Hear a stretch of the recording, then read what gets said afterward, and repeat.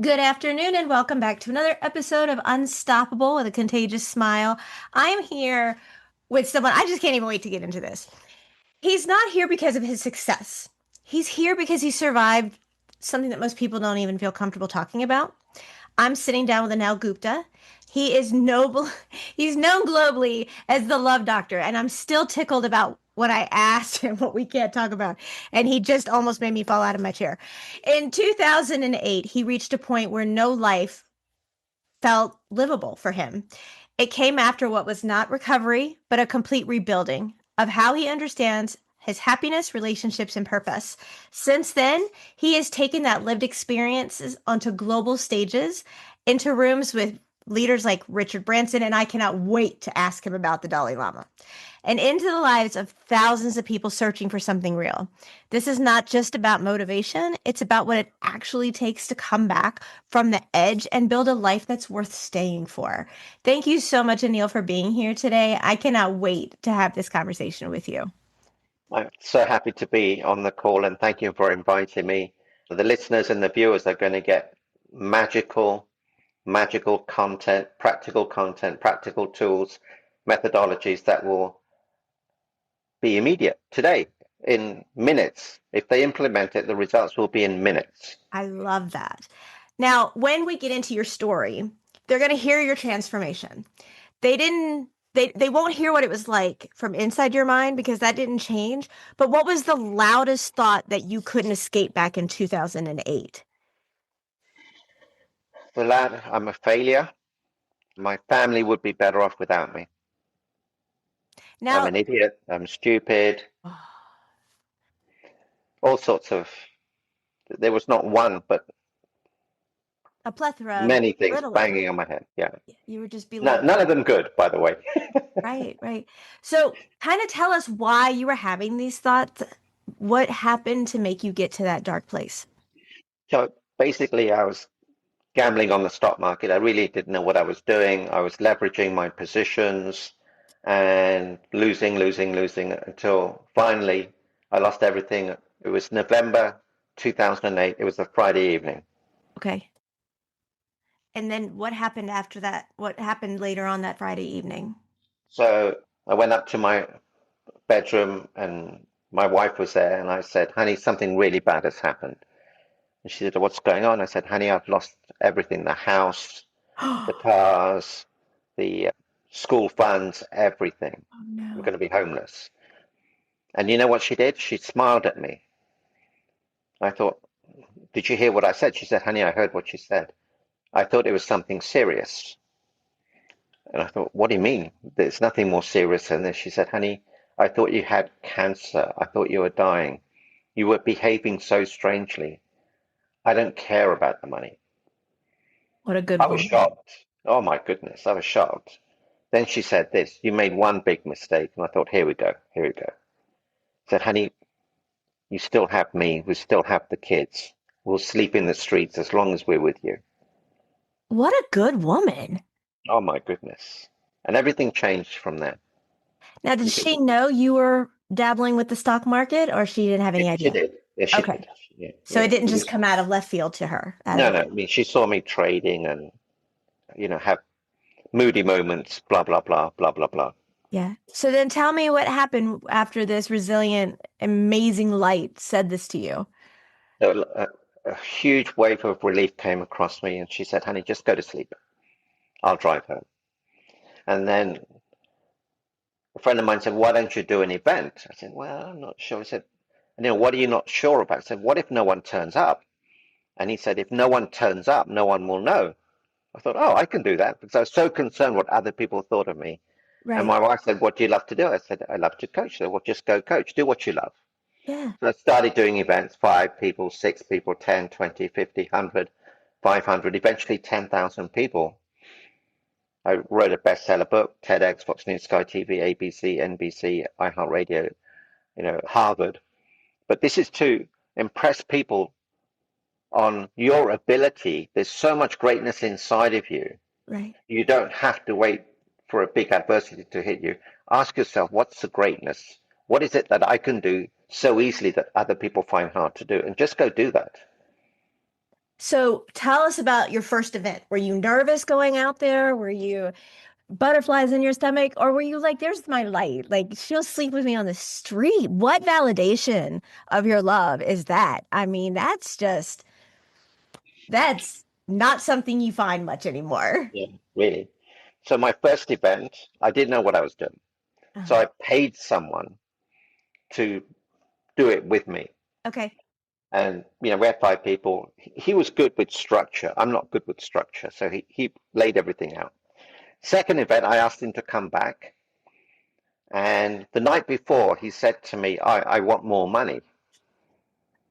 I thought, that's not really a nice thing to do. Right. And my wife said, honey, the people who are coming to your event are coming for you. They're not coming from him. Really? I said, yeah, they don't listen to him. They listen to you. You're the one who does the interventions. You're the one who's got the unique content. I said, oh. So I thought, I don't want to mess this up. So I paid him. And that's the last time I saw him on my stage ever again. And from there, it just blossomed. So tell me about this knowledge that you were giving out to these people on stage. What were you teaching them that they were having such a hard time doing that comes so naturally from you? It's really overcoming adversity. They didn't have the tools. One of the biggest things I do with people is forgiveness. Forgiveness is the express pathway to freedom. The quality of your life is dependent upon the depth and authenticity of the forgiveness you extend to yourself and to others. So I would do interventions with people who would forgive their parents, their mothers, their brothers, their sisters, their business partners, their kids. And it was like a huge weight coming off. And all of a sudden, their lives changed. And it's a beautiful thing to see. It's such a beautiful thing to see. And I have to tell you, we have so much in common because I have this beautiful blessing of working and talking and helping survivors of all types of abuse. And I went through horrific domestic violence myself. And I tell everybody you have one heart. And I'm looking at you in your heart shirt, and you have one heart, and you can fill that with love and happiness and laughter and joy, or you can fill it with animosity and hate and distaste and belittling and loathing. And it weighs you down, not the other people. It weighs you down. And when I'm speaking on stage, I actually bring like one of those cute little plastic heart things and I fill it up. And I'm like, what do you want to fill it up with? You want happiness because life is too short and laughter and memories? Or do you want to fill it up with black coal and negativity and stress and drama and toxicity? And then that causes so many other ailments. It's like a domino effect. Like you're going to start feeling bad physically and mentally and psychologically. And it just affects every aspect of your life. And I love that because I tell everybody the same thing. When you forgive, such a weight comes off of you. It's huge. And you know what? I've never heard anybody else other than me say that other than you. Yeah, So I love that. Okay. I didn't mean to exactly. interrupt. Keep going. No, Sorry. no, no. There's no interruption here. So let me ask you a question. If Sure. you squeezed an orange, what would come out? Juice Okay, and what pulp, juice? orange. Orange juice, Yeah. correct? So I want to ask an audience the same question. If someone squeezed you, what would come out? Is it anger, frustration, hate, or is it love that would come out? Ask yourself. That's a question. I want to give them this practical tool that will change their lives. Okay. So if I said to you, rip off your right shoulder, give it to me, knowing you would bleed to death, would you do it? No, No. you wouldn't. No, you wouldn't. Okay. It's a rule that you have. Keep it. It's a good rule. All right. What if you had the same rule for your happiness? And in those circumstances would I give my happiness away? But people do. Yeah. Every time they drive a car, someone could take their happiness away.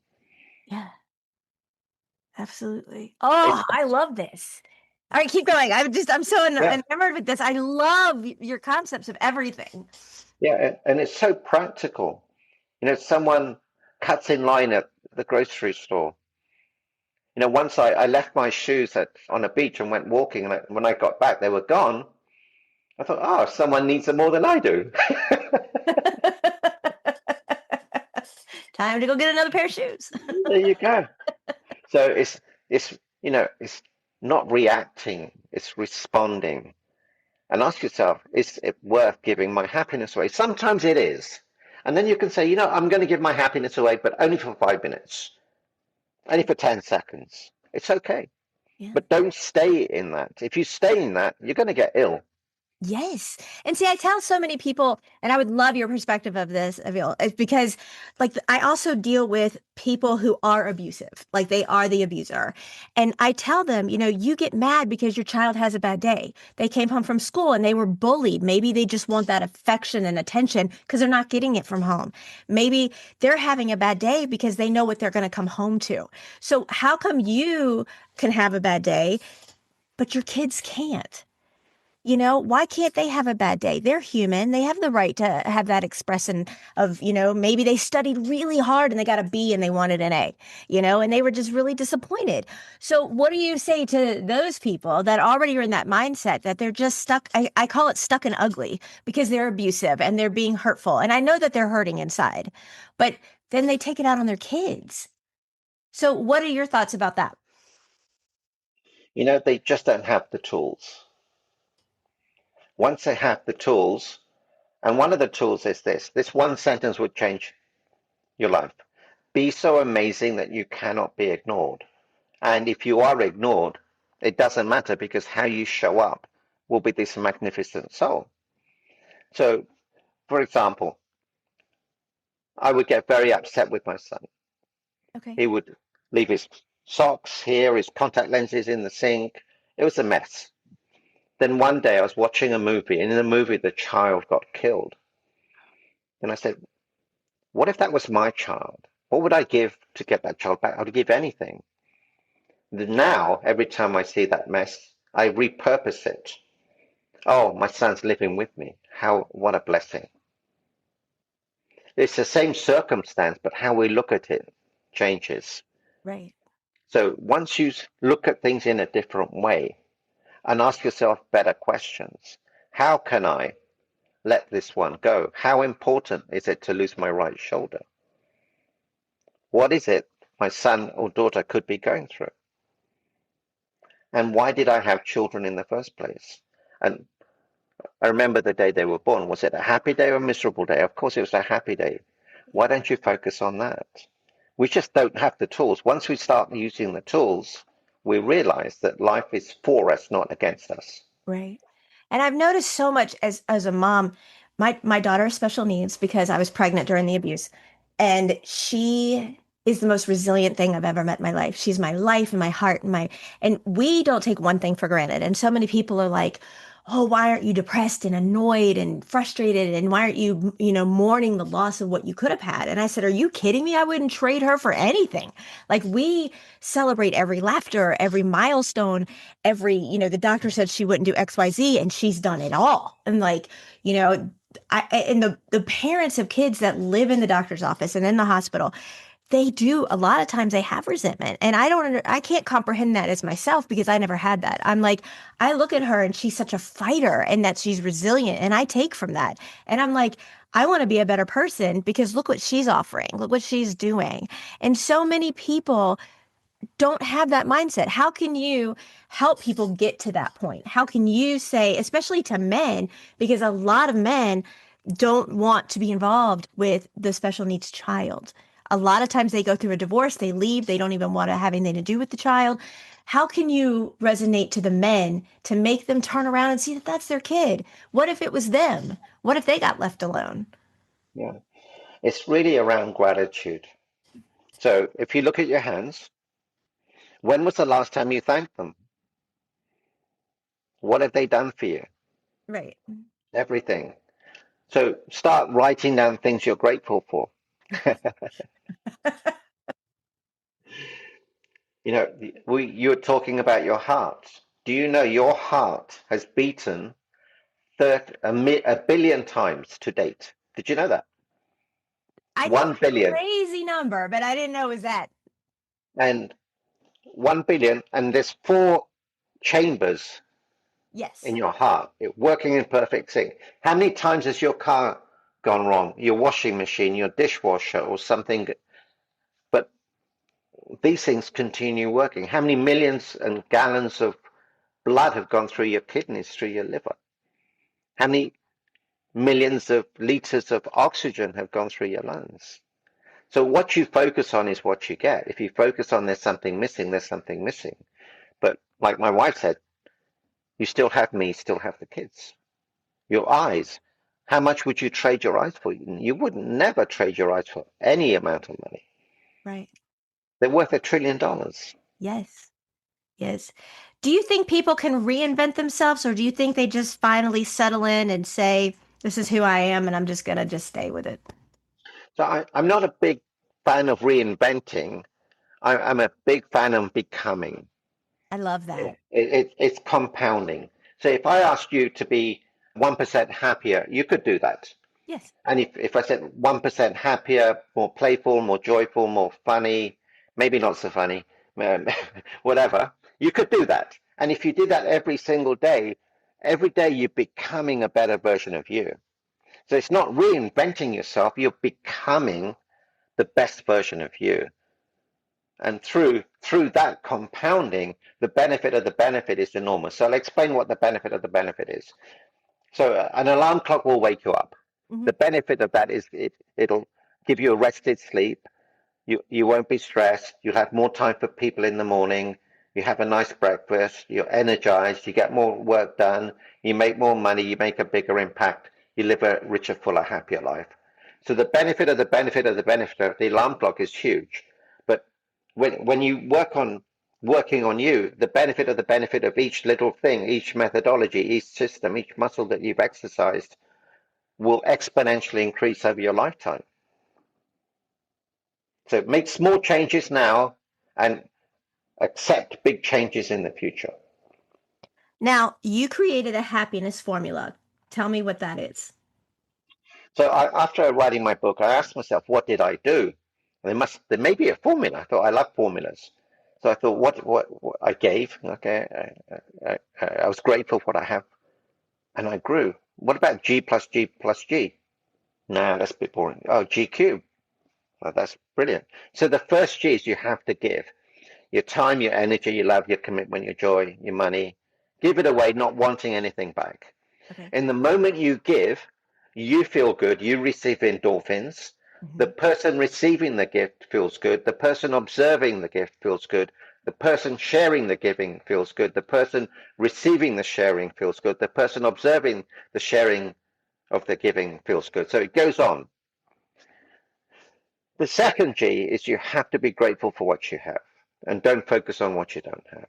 Okay. And the third G is that you have to grow emotionally, physically, spiritually, mentally, and financially. Now, each G is measured up to 10, 10 being the very best. Okay. So on August the 25th at 8:30 a.m., my happiness score was 729. At 9:05 a.m., my happiness score went to 1. I was playing pickleball, happy as could be, playing my best ever. Then I slipped and fell. Normally that's not a big thing, but I slipped and fell in such a way that I fractured 9 bones, dislocated my wrist, scraped it. You can still see the scrape there, Yeah. and everything collapsed. Ambulance, fire crew, gurney, EKG. I passed out. People waking me up, and my score went to 1. 1 for giving, 1 for growing, 1 for gratitude. Previously, it was 9 for giving, 9 for growth, 9 for gratitude. So then I thought to myself, Anil, because I do talk to myself, how can I be grateful right now? And do you know what came up? You're alive. You're here. It's my left hand. I'm right-handed. Means I could play pickleball. Then I thought, okay, what could I be? What could I give? So, well, I could thank the people around me, Hmm. acknowledge them and really, you know, make them feel good. So my give went to 5, my gratitude went to 5. Then I thought, how can I grow? I thought, I could use this in my future podcasts, in my new books. I could tell this story to help other people that it's not what happens, it's who you become. and that went up to 5. So it went up to 125, from 729 to 1 to 125. That's the way to do it. And if you use this formula at home, ask yourself, what are my three G's? And keep on working on the lowest one. Keep on working on the lowest one, and you'll be amazed at the difference it makes. What do you think is the most harmful lie that people believe about happiness? That it's something that happens to them. You see, people think we're seeking happiness, but we're not. What we're seeking is fulfillment. See, fulfillment is internal, happiness is external, inspiration is internal, motivation is external. It has to come from within. So nothing makes you happy. You know, a car, a house, money, the lottery, this relationship. That's not what's going to make you happy. It's coming from inside. When it comes from inside, it's deeper. So then what is something that you think most people would call love, but you really define it as fear? Love is transactional now. You know, when people first started dating, they would do anything for the partner, Right. and it was 100-100. Yes. You know, whatever you want, I'm here to serve you.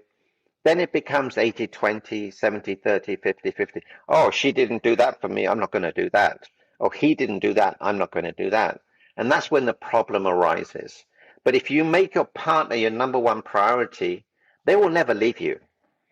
So we become very transactional and we get very egocentric. What we have to do is give, focus on other people. When I started to give, all my pain and suffering disappeared because I was focused on other people. I wasn't focusing on me.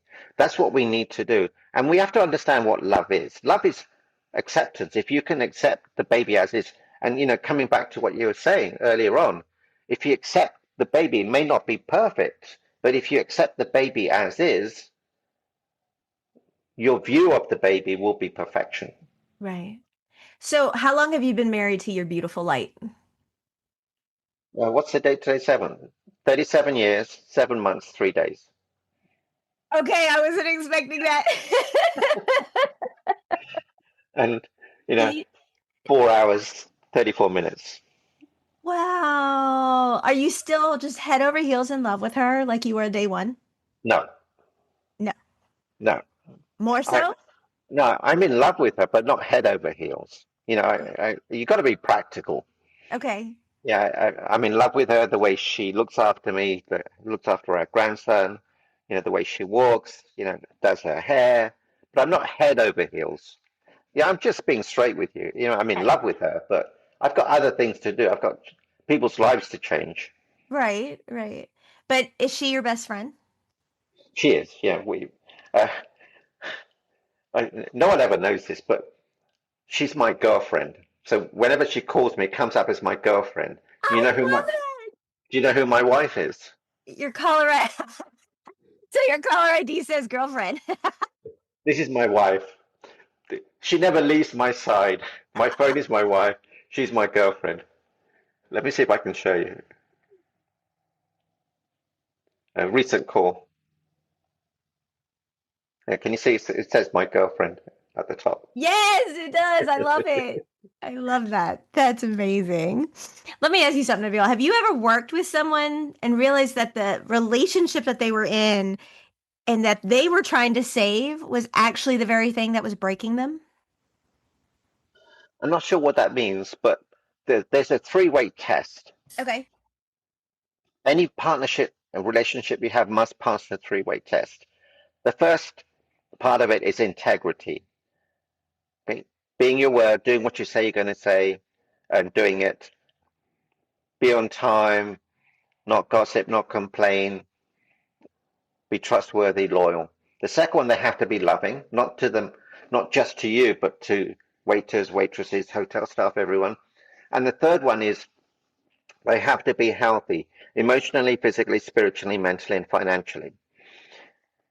Now, the reason why relationships fail, people say yes to a relationship until it becomes a no.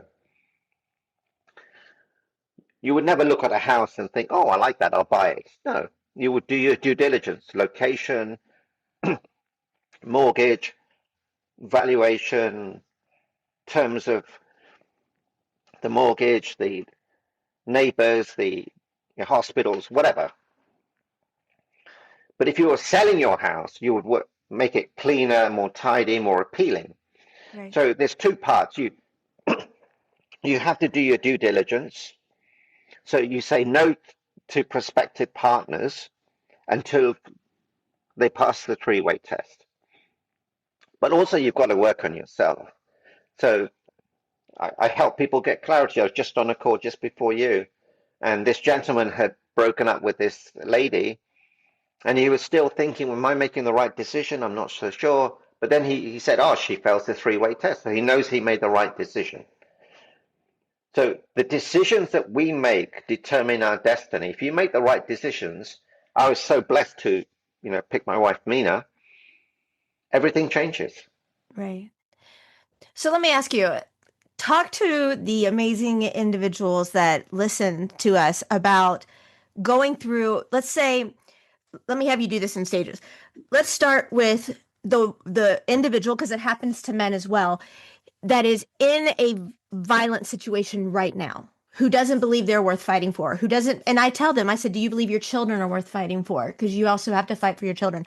What would you say to them first to help them realize that they are and that they can get out of this and be the best version of themselves? So I sense that they don't have a self-worth issue. That's They have a correct. self-worth issue. Okay. So I would do an exercise. So if I said to you, yeah, I might, if you imagine this is $100 note, Okay. how much is it worth? $100. If I said to you, you're stupid, you're not good enough, you're not worthy, you're just a complete failure. Nobody loves you. How much is it worth? Nothing. Well, it's worth nothing in their eyes, but it's still $100 bill. It's still worth $100. Right, So to no them, it's matter nothing. no, but no matter what you say to that note, it always retains the value. Then I would say to them, you are the equivalent of that $100 note. No matter what happens to you, your value never changes. Now, what if I told you this $100 note was worth millions of dollars? I can go to Walmart, spend this $100 note, buy $100 worth of goods. Mhm. That same $100 can go to another store to buy another $100 worth of goods. That same $100 can go to A, B, C, D and still bring $100 worth of value. So this is what I would say to you. Wherever you go, you bring value. You are worthy. You are priceless. You are an infinite source. You've got trillions of cells inside you. No one could reproduce you. You're a miracle. You're a walking miracle. You're a talking miracle. You're a seeing miracle. You're a feeling miracle. Don't ever let anyone dim your light.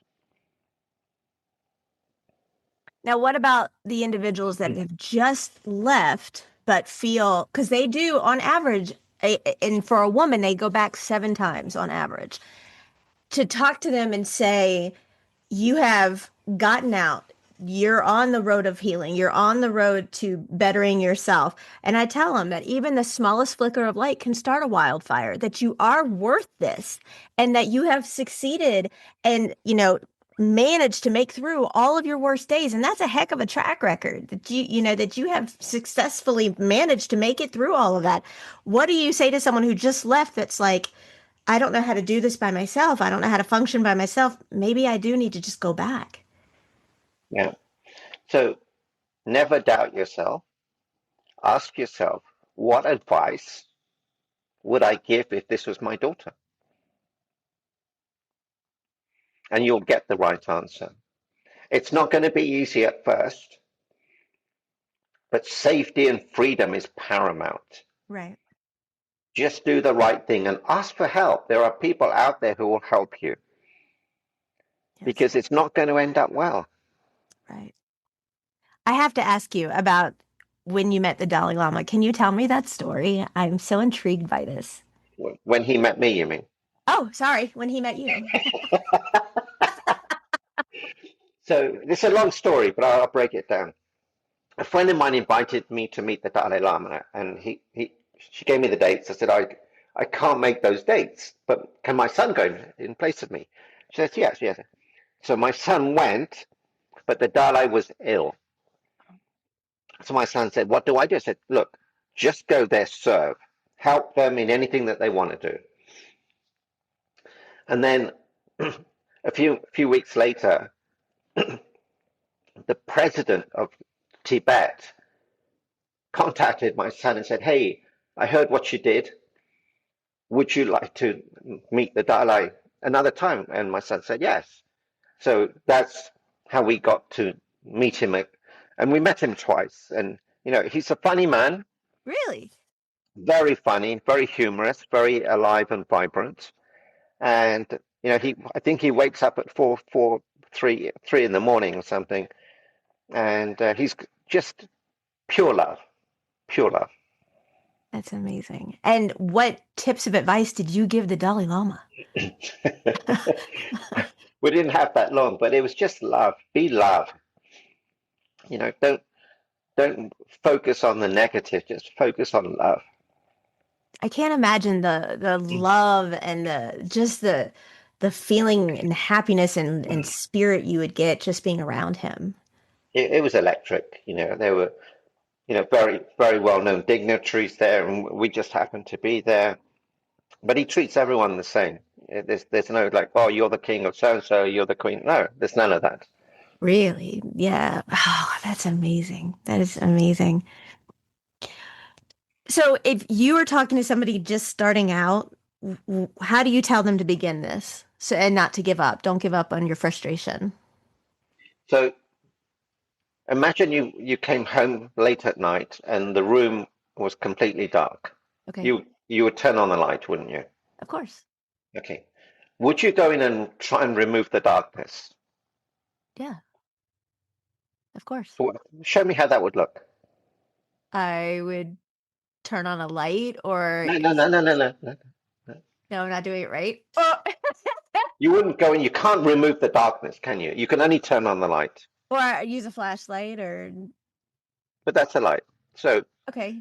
but I'm most open. people in life will try and remove the darkness. Okay. All they have to do is to be the light. Once you become the light, the darkness, the negativity, the self-doubt, the unworthiness will disappear. And the way to become the light is to give, is to grow, and to be gratitude, and to have gratitude. I love that. So you do coaching now? I do mentoring. See, everyone seems to be a coach nowadays, but a mentor has been through so much, Right. and they will guide you to a bigger purpose, a bigger mission, a bigger impact. So Gotcha. I guide people through where they are to get them to where they want to get to rapidly. So tell everybody how they can find you. I want to make sure that I get everybody in touch with you if they want to get a hold of you and your books and everything. Just tell me everything. Okay. The best website for me is meetanil.com. And if you want to have a private conversation with me, and I promise you it'll be worthwhile, you'll get some insights, it's chatwithanil.com. Okay. And your books are they on Amazon? Yeah, they're all on Amazon. There's 3 books. There's a 4th book coming up this month and another book coming up in June. That's May, amazing. May, sorry. No, no. That is amazing. Will you come back on with me again sometime? Anytime. This was such a wonderful experience. I hope you enjoyed it and I I hope you lo- got great value. I loved it. Thank you so much. I'm going to make sure your notes are on there for everybody. We will be right back. I appreciate everybody so much. Y'all have a great day. And I'm going to make sure that you go check him out and get his books. He is such a light and he's funny. I don't care what he says. He's funny. All right. Thanks, everybody.